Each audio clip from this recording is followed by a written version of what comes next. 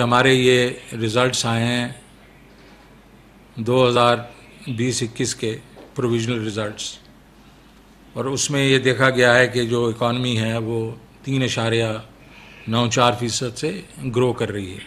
تو اگر اس کو اس مد میں دیکھا جائے کہ جب یہ حکومت جس وقت آئی 2018 میں تو $20,000 کا کرنٹ اکاؤنٹ ڈیفیسٹ تھا، فسکل ڈیفیسٹ بھی کافی ہائی تھا، لیکن باقی ساری چیزوں کو ایک طرف رکھ دیں، ہمارے ڈالر ہی ختم ہو رہے تھے۔ ہمارے پاس اتنی سخت ہی نہیں تھی کہ ہم وہ $20 بلین کا جو کرنٹ اکاؤنٹ ڈیفیسٹ وہ پورا کر سکتے۔ اس حکومت کو IMF کے پاس جانا پڑا، اور IMF نے اس دفعہ سخت رویہ اپنایا۔ مجھے یاد ہے 2008 میں جب میں IMF گیا تھا تو ایک فرینڈلی ایٹماسفیئر تھا، انہوں نے ہمیں ہیلپ کیا۔ اس دفعہ انہوں نے فرنٹ لوڈنگ کروا دی، ساری ٹیرف انکریزز کر دیے، انٹرسٹ ریٹ بڑھا دیے، ایکسچینج ریٹ کو ڈی ویلیو کروا دیا۔ اس سے اکانومی جو ہے وہ ظاہر ہے ٹیل سپن میں چلی گئی، گروتھ جو ہے وہ کم ہوگی، لیکن سٹیبلائزیشن ضروری تھی۔ اب اس کے بعد کووڈ بھی آ گیا، کووڈ نے اور اس چیز کو اس پہ اثر انداز ہوا، لیکن آئی تھنک پروڈنٹ پالیسیز جو تھیں پرائم منسٹر عمران خان کی کووڈ پہ، اس نے ہمیں بچایا اس سے، کیونکہ ٹوٹل شٹ ڈاؤنز نہیں کیے، اسٹریٹجکلی اس کو شٹ ڈاؤنز کریٹ کیے گئے، اور اس سے ہم ایک اچھے طریقے سے نکلے۔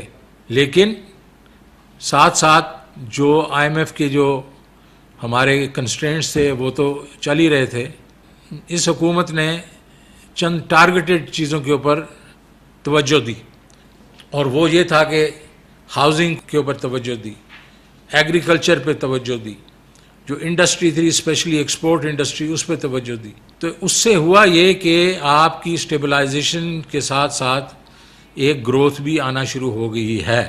تو یہ 3.94 جس کو لوگوں نے کنٹروورشل بنا دیا ہے وہ ہونا نہیں چاہیے، بیکاز یہ ایک بڑے شفاف طریقے سے پلاننگ ڈویژن نے کیا ہے، فنانس کا اس کے ساتھ کوئی تعلق نہیں ہے۔ تو یہ ایک نمبر ہے جو کہ ہمیں امید دلاتا ہے کہ اگر ہم اب آگے چلیں اس کو گروتھ کی طرف، تو شاید اگلا سال جو ہے، جو میں کہہ رہا تھا کہ 5% ہمیں گروتھ دکھانی چاہیے، وہ ہو سکتی ہے، اور اس کے اگلے سال 6% پلس ہو سکتی ہے۔ میڈیم ٹو لانگ ٹرم کے بیچ میں ہم جو سٹرکچرز کریٹ کریں گے، کموڈیٹی ویئر ہاؤسنگ، کولڈ سٹوریجز، اور کسان کی جو اپنی پروڈیوس ہے چاہیں گے کہ وہ خود آگے منڈیوں پہ آ کے بیچیں۔ دوسرا ہمارا جو فوکس ہوگا وہ ہے گروتھ، کہ ہم نے اکانومی کو گرو کرنا ہے۔ آپ دیکھیں گے کہ ہماری جس طرح میں نے کہا کہ جو پروڈکٹیو سیکٹرز ہیں اس کے اوپر ہم توجہ دیں گے، تاکہ ایگریکلچر میں سرپلس فوڈ کریٹ کریں، انڈسٹری کے اس کو کمپیٹیٹیو بنائیں تاکہ امپورٹس کم ہوں، ایکسپورٹس زیادہ ہوں۔ اور یہ میں کہوں گا یکدم یہ ریمیٹنسز کیوں بڑھنا شروع ہو گئی ہیں، یہ FATF کا بھی ایک وجہ ہے اور کووڈ کی بھی وجہ ہے، لیکن ایک سب سے بڑی وجہ یہ ہے کہ اوورسیز پاکستانیز لو عمران خان۔